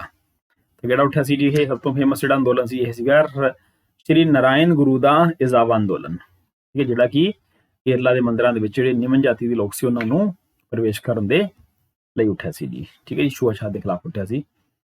34 ਨੰਬਰ ਕੁਐਸਚਨ ਹੈ ਜੀ ਇਹ, ਇਹਨਾਂ ਵਿੱਚੋਂ 19ਵੀਂ ਸਦੀ ਦੇ ਵਿੱਚ ਕਿਹੜੀ ਨਾਰੀ ਸੁਧਾਰਕ ਨੇ ਇਸਤਰੀ ਪੁਰਸ਼ ਤੁਲਨਮ ਨਾਮ ਇੱਕ ਕਿਤਾਬ ਲਿਖੀ ਸੀ, ਜਿਹਦੇ ਵਿੱਚ ਇਸਤਰੀ ਤੇ ਪੁਰਸ਼ ਦੀ ਤੁਲਨਾ, ਉਹਦੇ ਵਿੱਚ ਮਰਦ ਅਤੇ ਔਰਤ ਦੇ ਵਿਚਾਲੇ ਸਮਾਜਿਕ ਭੇਦਭਾਵ ਦੀ ਆਲੋਚਨਾ ਕੀਤੀ ਗਈ ਸੀਗੀ, ਠੀਕ ਹੈ। ਤਾਂ ਕਾਫੀ ਫੇਮਸ ਹੋਏ ਨੇ ਇਹ, ਠੀਕ ਹੈ। ਸੁਧਾਰਕ ਸੀ ਇਹ, ਸਮਾਜ ਸੁਧਾਰਕ ਸੀਗੇ ਇਹ, ਤਾਰਾਬਾਈ ਸ਼ਿੰਦੇ ਫੇਮਸ ਹੋਏ ਨੇ ਇਹ। ਨਾ ਅਪੀਲ ਨਾ ਵਕੀਲ ਨਾ ਦਲੀਲ, ਨਾ ਅਪੀਲ ਨਾ ਵਕੀਲ ਨਾ ਦਲੀਲ, ਇਹ ਕਥਨ ਕਿਸ ਵੱਲ ਇਸ਼ਾਰਾ ਕਰਦਾ ਹੈ। Sydney Rowlatt, justice Sydney Rowlatt ਜਿਹੜਾ ਹੋਇਆਗਾ ਉਹਦੀ ਅਗਵਾਈ ਦੇ ਵਿੱਚ ਉਹਦੀ ਸਿਫਾਰਿਸ਼ ਦੇ ਉੱਪਰ ਫਿਰ ਇੱਕ ਅੰਗਰੇਜ਼ਾਂ ਵੱਲੋਂ ਕ੍ਰਾਂਤੀਕਾਰੀ ਗਤੀਵਿਧੀਆਂ ਨੂੰ ਕੰਟਰੋਲ ਕਰਨ ਦੇ ਲਈ ਇੱਕ ਐਕਟ ਬਣਾਇਆ ਗਿਆ ਸੀ ਜਿਹਦਾ ਨਾਮ ਸੀਗਾ ਜੀ ਰੌਲਟ ਐਕਟ, ਠੀਕ ਹੈ ਜੀ। ਤਾਂ 35 ਦਾ ਆਨਸਰ ਕੀ ਆ ਗਿਆ ਸਾਡਾ ਜੀ 3 ਆਨਸਰ ਆ ਗਿਆ। ਇਸ ਵਾਰ ਸ਼ੁਰੂ ਹੋ ਜਾਂਦੇ ਨੇ ਸਾਡੇ ਜੀ ਜੀਓਗ੍ਰਾਫੀ ਦੇ ਕੁਐਸਚਨ। 20 ਕੁਐਸਚਨ ਸਾਡੇ ਹਿਸਟਰੀ ਦੇ ਆਏ ਨੇ, ਇਸ ਤੋਂ ਬਾਅਦ ਫਿਰ ਜੀਓਗ੍ਰਾਫੀ ਸ਼ੁਰੂ ਹੋ ਜਾਂਦੀ ਹੈ।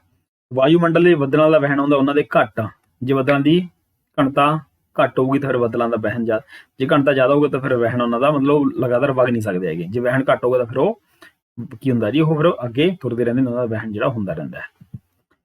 37 ਨੰਬਰ ਕੁਐਸਚਨ ਦੇਖੋ ਜੀ ਕੀ ਕਹਿੰਦਾ, ਕਿਸੇ ਥਾਂ ਦਾ ਤਾਪਮਾਨ ਨਿਰਭਰ ਕਰਦਾ ਹੈ। ਤਾਂ ਤਾਪਮਾਨ ਕਿਸੇ ਜਗ੍ਹਾ ਦਾ ਨਿਰਭਰ ਕਰਦਾ, ਉਹਦੇ ਕਈ ਕਾਰਨ ਹੁੰਦੇ ਨੇ। ਕਿਸੇ ਜਗ੍ਹਾ ਦੀ ਗਰਮੀ ਪੈਂਦੀ, ਕਿਸੇ ਜਗ੍ਹਾ ਦੀ ਸਰਦੀ ਪੈਂਦੀ ਹੈ, ਠੀਕ ਹੈ। ਤਾਂ ਉਹਦੇ ਕਈ ਕਾਰਨ ਹੋ ਸਕਦੇ ਨੇਗੇ। ਕਿਸੇ ਜਗ੍ਹਾ ਦਾ ਐਲਟੀਟਿਊਡ, ਠੀਕ ਹੈ ਜੀ, ਲੈਟੀਟਿਊਡ, ਠੀਕ ਹੈ। ਤੇ ਉਹਦਾ ਸਮੁੰਦਰ ਤੋਂ ਦੀ ਦੂਰੀ ਕਿੰਨੀ ਹੈ, ਜੇ ਮੰਨ ਲਓ ਸਮੁੰਦਰ ਤੋਂ ਕੋਈ ਸਥਾਨ ਦੂਰ ਹੈ ਤਾਂ ਉੱਥੇ ਨੈਚੁਰਲੀ ਗੱਲ ਵੀ ਗਰਮੀ ਹੋਵੇਗੀ। ਜਿਹੜਾ ਸਥਾਨ ਕੋਈ ਨੇੜੇ ਹੈਗਾ, ਠੀਕ ਹੈ, ਤਾਂ ਉੱਥੇ ਜਿਹੜਾ ਮੌਸਮ ਹੈ ਉਹ ਸਮ ਜਲਵਾਯੂ ਹੋਵੇਗੀ, ਹੈ ਨਾ। ਕੋਈ ਦੇਸ਼ 0 ਡਿਗਰੀ ਲੈਟੀਟਿਊਡ ਦੇ ਉੱਪਰ ਸਥਿਤ ਹੈਗਾ ਤਾਂ ਫਿਰ ਉੱਥੇ ਹੋ ਸਕਦਾ ਗਰਮੀ ਹੋਵੇ। ਜਿਹੜਾ ਜਿਵੇਂ ਜਿਵੇਂ ਅਸੀਂ 0 ਲੈਟੀਟਿਊਡ ਤੋਂ ਅਸੀਂ 90 ਲੈਟੀਟਿਊਡ ਵੱਲ ਜਾਂਦੇ ਹਾਂ ਜਾਂ ਫਿਰ ਅਸੀਂ ਪੋਲਰ ਵੱਲ ਜਾਣਾ ਸ਼ੁਰੂ ਕਰ ਦਿੰਦੇ ਹਾਂ ਤਾਂ ਉੱਥੇ ਫਿਰ ਸਰਦੀ ਦਾ ਮੌਸਮ ਹੋਣਾ ਸ਼ੁਰੂ ਹੋ ਜਾਂਦਾ। ਤਾਂ ਇਸ ਕਰਕੇ ਆਨਸਰ ਕੀ ਆਊਗਾ ਸਾਡਾ ਜੀ ਇਹ ਉਪਰੋਕਤ ਸਾਰੇ ਆਨਸਰ ਆ ਜਾਊਗਾ ਇਹਦਾ। 38 ਨੰਬਰ ਕੁਐਸਚਨ ਪੁੱਛਿਆ ਗਿਆ, ਮਿਲਾਨ ਕਰਨਾ ਸੀ ਇਹਦੇ ਵਿੱਚ। ਤਾਂ ਇਹਦੇ ਵਿੱਚ ਸੌਰ ਮੰਡਲ ਦਾ ਸਭ ਤੋਂ ਛੋਟਾ ਗ੍ਰਹਿ ਪੁੱਛਿਆ ਹੈਗਾ, ਤਾਂ ਆਪਾਂ ਦੇਖ ਲੈਂਦੇ ਹਾਂ, ਸਾਨੂੰ ਪਤਾ ਹੀ ਕਿਹੜਾ ਹੀ ਗ੍ਰਹਿ ਸਾਡਾ ਹੈਗਾ ਜੀ, ਇਹ ਬੁੱਧ। ਸਭ ਤੋਂ ਵੱਡਾ ਕਿਹੜਾ ਬਈ, ਬ੍ਰਹਿਸਪਤੀ ਹੈ ਇਹ। ਸੂਰਜ ਵੱਲ ਗਿਣਦੇ ਹੋਏ ਸੌਰ ਮੰਡਲ ਦਾ ਦੂਸਰਾ ਗ੍ਰਹਿ ਕਿਹੜਾ ਹੈ, ਤਾਂ ਇਹ ਸ਼ੁੱਕਰ ਹੈਗਾ। ਸੂਰਜ ਦਾ ਨੇੜਲਾ ਗ੍ਰਹਿ ਕਿਹੜਾ ਹੈਗਾ, ਤਾਂ ਇਹ ਬੁੱਧ ਹੈਗਾ। ਇਹਨੂੰ ਮਿਲਾਨ ਕਰ ਲਿਓ, ਇਹਦੇ ਵਿੱਚੋਂ ਪਲੂਟੋ ਨੂੰ ਇਹਨਾਂ ਨੇ ਗ੍ਰਹਿ ਮੰਨਿਆ ਹੋਇਆ, ਇਸ ਕਰਕੇ ਕੁਛ ਨਹੀਂ ਵੈਸੇ ਗਲਤ ਬਣਦਾ ਸੀ ਇਹ, ਠੀਕ ਹੈ, ਪਰ ਤੁਸੀਂ ਮਿਲਾਨ ਕਰ ਲਿਓ ਉਹਨੂੰ। ਤਾਂ ਮੈਂ ਇੱਥੇ ਆਪਸ਼ਨ ਸਾਰੀਆਂ ਲਾਤੀਆਂ ਤੁਹਾਡੀ, ਦੇਖ ਲਿਓ ਸੀ ਇਹਨੂੰ।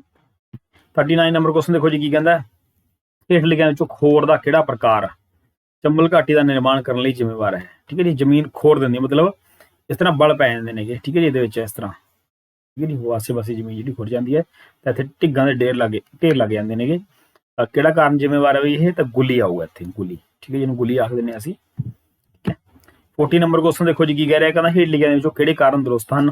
ਜਵਾਰ ਭਾਟਾ ਜਹਾਜ਼ ਰਾਨੀ ਅਤੇ ਮੱਛੀ ਫੜਨ ਲਈ ਸਹਾਇਤਾ ਕਰਦਾ, ਬਿਲਕੁਲ ਕਰਦਾ ਬਈ, ਠੀਕ ਹੈ। ਜਿੱਥੇ ਜਵਾਰ ਭਾਟੇ ਆਉਂਦੇ ਨੇਗੇ ਉੱਥੇ ਮੱਛੀ ਦੇ ਜ਼ਿਆਦਾ ਵਿਸ਼ਾਲ ਜਿਹੜੇ ਭੰਡਾਰ ਉਹ ਪਾਏ ਜਾਂਦੇ ਨੇ। ਵੱਡੇ ਜਵਾਰ ਜਿਹੜੇ ਹੁੰਦੇ ਨੇ, ਇਹ ਜਹਾਜ਼ਾਂ ਨੂੰ ਬੰਦਰਗਾਹਾਂ ਦੀ ਸੁਰੱਖਿਆ ਲਿਆਉਣ ਦੇ ਵਿੱਚ ਲੰਗਰ ਅਤੇ ਬਾਹਰ ਕੱਢਣ ਦਾ ਮਦਦ ਕਰਦਾ ਹੈ, ਹਾਂ ਵੀ ਕਰਦਾ ਬਈ। ਜਵਾਰ ਭਾਟਾ ਬੰਦਰਗਾਹਾਂ ਦੇ ਵਿੱਚ ਗਾਰ ਇਕੱਠੀ ਕਰਨ ਦੀ ਰੋਕ ਲਾ ਦਿੰਦਾ, ਹਾਂ ਰੋਕ ਲਾ ਦਿੰਦਾ ਵੀ, ਠੀਕ ਹੈ, ਕਿਉਂਕਿ ਜਦੋਂ ਜਵਾਰ ਦਾ ਪਾਣੀ ਉੱਪਰ ਜਾਊਗਾ ਤੇ ਨੀਚੇ ਆਊਗਾ ਤਾਂ ਫਿਰ ਉਹ ਗਾਰ ਨੂੰ ਸਾਫ਼ ਕਰ ਦਿੰਦਾ ਹੁੰਦਾ ਹੈ। ਕਾਂਡਲਾ ਬੰਦਰਗਾਹ, ਜਿਹਨੂੰ ਅੱਜ ਕੱਲ੍ਹ ਅਸੀਂ ਦੀਨ ਦਿਆਲ ਉਪਾਧਿਆਏ ਬੰਦਰਗਾਹ ਦੇ ਨਾਮ ਨਾਲ ਜਾਣਦੇ ਹਾਂਗੇ, ਗੁਜਰਾਤ ਦੀ ਇਹ। ਤੇ ਡਾਇਮੰਡ ਹਾਰਬਰ ਬੰਦਰਗਾਹ ਜਿਹੜੀ ਹੈ, ਇਹ ਦੋਵੇਂ ਹੀ ਜਵਾਰ ਨਾਲ, ਜਿਹੜੀ ਬੰਗਾਲ ਦੇ ਵਿੱਚ ਹੈ, ਕੋਲਕਾਤਾ ਦੇ ਵਿੱਚ, ਹੁਗਲੀ ਨਦੀ ਦੇ ਕੰਢੇ ਤੇ ਇਹ ਦੋਵੇਂ ਹੀ ਜਵਾਰ ਨਾਲ ਸੰਬੰਧਿਤ ਬੰਦਰਗਾਹ ਹਨ। ਤਾਂ ਇਹ ਵੀ ਗੱਲ ਠੀਕ ਹੈ ਬਿਲਕੁਲ। ਤਾਂ ਸਾਰੇ ਕਥਨ ਸਹੀ ਨੇ, ਇਸ ਕਰਕੇ ਆਨਸਰ ਸਾਡਾ ਕੀ ਆ ਜਾਊਗਾ ਜੀ, ਡੀ ਆਨਸਰ ਆ ਜਾਊਗਾ ਇਹਦਾ। 41 ਨੰਬਰ ਕੁਐਸਚਨ ਦੇਖਦੇ ਹਾਂ, ਕੀ ਕਹਿੰਦਾ, ਭਾਰਤ ਦੇ ਵਿੱਚ ਗੁਜਰਾਤ ਲੂਣ ਦਾ ਸਭ ਤੋਂ ਵੱਡਾ ਉਤਪਾਦਕ ਹੈ। ਉੱਥੇ ਲੂਣ ਸਭ ਤੋਂ ਜ਼ਿਆਦਾ ਕੱਢਿਆ ਜਾਂਦਾ, ਕਿਉਂ ਕੱਢਿਆ ਜਾਂਦਾ, ਕਾਰਨ ਕੀ ਹੈ ਉਹਦਾ, ਠੀਕ ਹੈ ਜੀ। ਕਾਰਨ ਇਹ ਵੀ ਉੱਥੇ, ਕਿਉਂਕਿ ਨਾ ਆਪਾਂ ਨੂੰ ਕਹਿੰਦੇ ਛਿਛਲਾ ਮਤਲਬ ਵੀ ਕੀ ਹੈ, ਵੀ ਉੱਥੇ ਸਮੁੰਦਰ ਦਾ ਜਿਹੜਾ ਹਿੱਸਾ ਹੈਗਾ ਉਹ ਘੱਟ ਡੂੰਘਾ ਹੈ। ਜੇ ਘੱਟ ਡੂੰਘਾ ਹੋਊਗਾ, ਜੇ ਡੂੰਘਾਈ ਜ਼ਿਆਦਾ ਹੋਊਗੀ ਤਾਂ ਫਿਰ ਲੂਣ ਕੱਢਣਾ ਮੁਸ਼ਕਿਲ ਹੋ ਜਾਊਗਾ। ਜੇ ਉਹ ਘੱਟ ਡੂੰਘਾ ਹੈ, ਮੰਨ ਲਓ ਇੰਨਾ ਕੁ ਡੂੰਘਾ ਹੈ, ਠੀਕ ਹੈ ਜੀ, ਤਾਂ ਉੱਥੇ ਫਿਰ ਲੂਣ ਦੀ ਮਾਤਰਾ, ਠੀਕ ਹੈ ਜੀ, ਉੱਥੇ ਕੀ ਹੈਗਾ, ਉੱਥੇ ਲੂਣ ਦੀ ਮਾਤਰਾ ਜ਼ਿਆਦਾ ਪਾਈ ਜਾ ਸਕਦੀ ਹੈ, ਠੀਕ ਹੈ ਨਾ। ਉੱਥੋਂ ਲੂਣ ਉਪਲਬਧ ਕਰਾਉਣਾ ਉੱਥੇ ਥੋੜਾ ਸੌਖਾ ਹੋ ਜਾਂਦਾ ਹੈ। ਆਨਸਰ ਕੀ ਆ ਸਾਡਾ ਜੀ, 4th ਆਨਸਰ ਆ ਗਿਆ ਇਹਦਾ। 42 ਨੰਬਰ ਕੁਐਸਚਨ ਦੇਖੋ ਜੀ, 2001 ਦੀ ਜਨਗਣਨਾ ਦੇ ਅਕੋਰਡਿੰਗ ਪੁੱਛੀ ਹੈ। ਜੇ 2011 ਦੀ ਜਨਗਣਨਾ ਦੇ ਅਕੋਰਡਿੰਗ ਪੁੱਛਦਾ ਹੈ ਤਾਂ ਆਨਸਰ ਕੁਝ ਹੋਰ ਬਣੂਗਾ। ਹੁਣ ਕਿਉਂਕਿ ਇਹਨੇ 2001 ਦੀ ਜਨਗਣਨਾ ਦੇ ਅਕੋਰਡਿੰਗ ਪੁੱਛਿਆ, ਕਹਿੰਦਾ ਜੀ ਰਾਜ ਦੀ ਆਬਾਦੀ ਦੀ ਘਣਤਾ, ਵਸੋਂ ਘਣਤਾ ਮਤਲਬ ਵੀ 1 ਵਰਗ ਕਿਲੋਮੀਟਰ ਇਲਾਕੇ ਦੇ ਵਿੱਚ ਕਿੰਨੇ ਲੋਕ ਰਹਿੰਦੇ ਨੇ। ਆਬਾਦੀ ਦੀ ਘਣਤਾ ਸਭ ਤੋਂ ਘੱਟ ਕਿੱਥੇ ਹੈ, ਸਭ ਤੋਂ ਘੱਟ ਹੈਗੀ ਅਰੁਣਾਚਲ ਦੇ ਵਿੱਚ, ਸਭ ਤੋਂ ਜ਼ਿਆਦਾ ਕਿੱਥੇ ਹੈ, ਤਾਂ 2001 ਦੇ ਅਕੋਰਡਿੰਗ ਹੈ। ਇਹਦਾ ਆਨਸਰ ਆਊਗਾ ਜੀ ਪੱਛਮੀ ਬੰਗਾਲ। ਪਰ ਜੇ 2011 ਦੇ ਅਕੋਰਡਿੰਗ ਪੁੱਛਦਾ ਹੈ ਤਾਂ ਘੱਟ ਤਾਂ ਅਰੁਣਾਚਲ ਪ੍ਰਦੇਸ਼ ਦੀ ਰਹਿੰਦੀ ਹੈ, ਪਰ ਬਿਹਾਰ ਦੀ ਸਭ ਤੋਂ ਜ਼ਿਆਦਾ ਹੋ ਜਾਂਦੀ ਹੈ 2011 ਦੇ ਅਕੋਰਡਿੰਗ।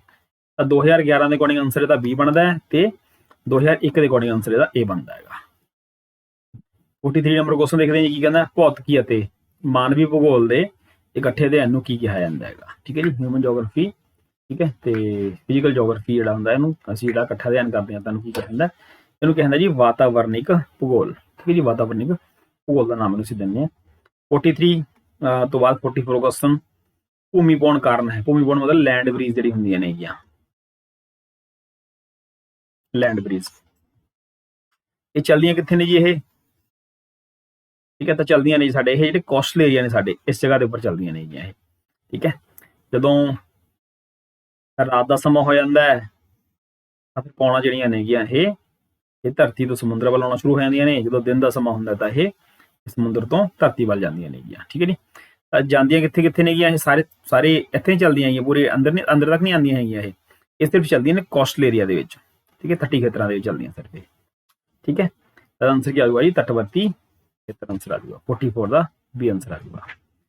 45 ਨੰਬਰ ਕੁਐਸਚਨ ਦੇਖੋ ਜੀ, ਕਹਿੰਦਾ ਧਰਤੀ ਦੀ ਗਰਮਾਹਟ ਤੋਂ ਪ੍ਰਾਪਤ ਹੋਈ ਊਰਜਾ ਨੂੰ ਕੀ ਕਿਹਾ ਜਾਂਦਾ ਹੈ, ਠੀਕ ਹੈ। ਹੁਣ ਜਿਹੜੀ ਅੰਦਰੋਂ ਊਰਜਾ ਨਿਕਲਦੀ ਹੈ ਧਰਤੀ ਦੀ, ਤਾਂ ਉੱਥੋਂ ਵੀ એનર્ਜੀ ਪੈਦਾ ਕੀਤੀ ਜਾਂਦੀ ਹੈ, ਤੁਹਾਨੂੰ ਅਸੀਂ ਭੂ-ਤਾਪ ਊਰਜਾ ਦਾ ਨਾਮ ਦੇ ਦਿੰਦੇ ਹਾਂ। 45 ਦਾ 2 ਆਨਸਰ ਆ ਗਿਆ ਇਹਦਾ। 46 ਹੈ ਜੀ, ਧਰੂਵੀ ਖੇਤਰ ਘੱਟ ਸੂਰਜੀ ਕਿਰਨਾਂ ਪ੍ਰਾਪਤ ਕਰਦਾ, ਇਸ ਦਾ ਕਾਰਨ ਕੀ ਹੈ। ਇਹਦਾ ਜੀ ਧਰਤੀ ਦੇ ਨਾਲ ਸੂਰਜੀ ਕੋਣਾਂ ਦੀ ਜਿਹੜੀ ਦੂਰੀ ਬਣਦੀ ਹੈ, ਜਾਂ ਫਿਰ ਸੂਰਜੀ ਕਿਰਨਾਂ ਦਾ ਕੋਣ ਬਣਦਾ ਹੈ। ਹੁਣ ਦੇਖੋ ਜੇ ਅਸੀਂ ਧਰਤੀ ਦੀ ਗੱਲ ਕਰਦੇ ਹਾਂ ਤਾਂ ਮੰਨ ਲਓ ਸਾਡਾ ਸੂਰਜ ਹੈਗਾ, ਤਾਂ ਇੱਥੇ ਤਾਂ ਇਹ 90 ਡਿਗਰੀ ਦਾ ਕੋਣ ਬਣਾ ਦਿੰਦਾ, ਬਿਲਕੁਲ ਇੱਥੇ ਦਾ ਕੋਣ ਦੀ ਦੂਰੀ ਵੱਧ ਜਾਂਦੀ ਹੈ ਇੱਥੇ, ਠੀਕ ਹੈ, ਤਿਰਛੀਆਂ ਪੈਣ ਲੱਗ ਜਾਂਦੀਆਂ ਨੇ। ਇਸ ਕਰਕੇ ਆਨਸਰ ਕੀ ਆ ਜਾਊਗਾ ਸਾਡਾ ਜੀ, ਧਰਤੀ ਨਾਲ ਸੂਰਜੀ ਕਿਰਨਾਂ ਦਾ ਕੋਣ, ਠੀਕ ਹੈ ਜੀ। ਜਿੱਥੇ ਕੋਣ ਬਿਲਕੁਲ ਸਟ੍ਰੇਟ ਬਣੂਗਾ ਉੱਥੇ ਕਿਰਨਾਂ ਸਿੱਧੀਆਂ ਪੈਣਗੀਆਂ, ਤਾਂ ਉੱਥੇ ਗਰਮੀ ਦਾ ਮੌਸਮ ਹੋ ਜਾਊਗਾ, ਜਿੱਥੇ ਤਿਰਛੀਆਂ ਪੈਣਗੀਆਂ ਉੱਥੇ ਫਿਰ ਗਰਮੀ ਵਾਲਾ ਮੌਸਮ, ਸਰਦੀ ਵਾਲਾ ਮੌਸਮ ਹੋ ਜਾਂਦਾ ਹੈ। 47 ਨੰਬਰ ਕੁਐਸਚਨ, ਕਿਸੇ ਨੂੰ ਸੰਸਾਰ ਦੇ ਵਿੱਚ ਦਬਾਅ ਦੇ ਵਰਗੀਕਰਨ ਵਾਸਤੇ ਨਕਸ਼ਾ ਤਿਆਰ ਕਰਨ ਦੇ ਲਈ ਵਰਤੋਂ ਕਰਨੀ ਪਵੇਗੀ। ਇਹ ਅਸੀਂ ਇੱਕ ਨਕਸ਼ੇ ਦੇ ਉੱਪਰ ਜਿਹੜੇ ਦਬਾਅ ਖੇਤਰ ਨੇ ਜੀ ਉਹਨਾਂ ਦਾ ਅਸੀਂ ਮੈਪ ਤਿਆਰ ਕਰਨਾ ਇੱਕ, ਠੀਕ ਹੈ ਜੀ। ਉਹਦੇ ਵਾਸਤੇ ਨਕਸ਼ਾ ਤਿਆਰ ਕਰਨਾ ਪੈਣਾ ਹੈਗਾ। ਉਹਦੇ ਵਾਸਤੇ ਫਿਰ ਕਿਹਦੀ ਲੋੜ ਪਊਗੀ, ਆਈਸੋ ਬਾਰ ਦੀ ਲੋੜ ਪੈਂਦੀ ਹੁੰਦੀ ਹੈ। ਤਾਂ 2 ਆਨਸਰ ਆ ਗਿਆ ਜੀ ਇਹਦਾ, 47 ਦਾ 2 ਆਨਸਰ ਹੈ। 48 ਨੰਬਰ ਗੁੱਦਾ ਅਤੇ ਕਾਗਜ਼। ਹੁਣ ਕਾਗਜ਼ ਕਿਹਦੇ ਉੱਪਰ ਹੈ ਜੀ, ਗੁੱਦਾ ਕਿਹਦੇ ਉੱਪਰ ਹੈ, ਗੱਤਾ ਮਤਲਬ ਕਿਹਦੇ ਉੱਪਰ ਆਧਾਰਿਤ ਹੈ ਜੀ, ਇਹ ਜੰਗਲਾਂ ਦੇ ਉੱਪਰ ਆਧਾਰਿਤ ਹੈ। ਬੜਾ ਸਿੰਪਲ ਜਿਹਾ ਕੁਐਸਚਨ ਹੈ। ਤਾਂ ਅੱਗੇ ਜੀ 49 ਨੰਬਰ ਕੁਐਸਚਨ ਦੇਖੋ ਜੀ, ਭੂਗੋਲਿਕ ਉੱਤਰੀ ਧਰੁਵ ਅਤੇ ਭੂਗੋਲਿਕ ਦੱਖਣੀ ਧਰੁਵ ਦੋਹਾਂ ਤੋਂ ਕਿਹੜੀ ਸੰਦਰਭ ਰੇਖਾ ਲੰਘਦੀ ਹੈ। ਤਾਂ ਜਦੋਂ ਅਸੀਂ ਲੈਟੀਟਿਊਡ ਤੇ ਲੌਂਗੀਟਿਊਡ ਨੂੰ ਕਰਦੇ ਹੁੰਦੇ ਆ ਤਾਂ ਇੱਥੇ ਅਸੀਂ ਇੱਕ ਲੌਂਗੀਟਿਊਡ ਖਿੱਚਦੇ ਨੇ ਰੇਖਾ, 0 ਡਿਗਰੀ ਰੇਖਾ ਇਹ, ਠੀਕ ਹੈ, ਜਿਹਨੂੰ ਅਸੀਂ ਲੌਂਗੀਟਿਊਡ ਆਖ ਦਿੰਦੇ ਹੈਗੇ। ਜਿਹੜੀ ਗ੍ਰੀਨ ਵਿੱਚ ਰੇਖਾ ਵੀ ਆਖਦੇ ਨੇ ਇਹਨੂੰ, GMT ਆਖਦੇ ਨੇ ਇਹਨੂੰ ਅਸੀਂ, ਠੀਕ ਹੈ, ਜਿੱਥੇ ਦੁਨੀਆ ਦਾ ਸਮਾਂ ਮਾਪਿਆ ਜਾਂਦਾ ਹੈ। ਤਾਂ ਇਹ ਉੱਤਰੀ ਧਰੁਵ ਨੂੰ ਦੱਖਣੀ ਧਰੁਵ ਦੇ ਨਾਲ ਮਿਲਾ ਦਿੰਦੀ ਹੈ, ਠੀਕ ਹੈ। ਤਾਂ ਕਿਹੜੀ ਹੈ ਬਈ ਇਹ, ਲੈਟੀਟਿਊਡ ਔਰ ਲੌਂਗੀਟਿਊਡ। ਤਾਂ ਇੰਗਲਿਸ਼ ਦੇ ਵਿੱਚ ਹੀ ਲਿਖਿਆ ਗਿਆ ਸੀ 0 ਡਿਗਰੀ ਲੌਂਗੀਟਿਊਡ। ਇਹ ਕੁਐਸਚਨ ਤੁਹਾਡਾ ਲਾਸਟ ਕੁਐਸਚਨ ਹੈ। ਆਪਾਂ 50 ਕੁਐਸਚਨ ਕਰਾਂਗੇ ਇਹਦੇ ਵਿੱਚ PSTET ਦੇ। ਉਸ ਤੋਂ ਬਾਅਦ ਫਿਰ ਜਿਹੜੇ ਤੁਹਾਡੇ SST ਪੈਡਾਗੋਜੀ ਦੇ ਕੁਐਸਚਨ ਹੋਣਗੇ ਆਪਾਂ ਉਹ ਐਕਸਟਰਾ ਕਲਾਸ ਵਿੱਚ ਕਰਾਂਗੇ। ਤਾਂ ਇਹ ਅੱਜ ਆਪਾਂ 50 ਕੁਐਸਚਨ ਇਹਦੇ ਵਿੱਚ ਕਰਨੇ ਨੇ।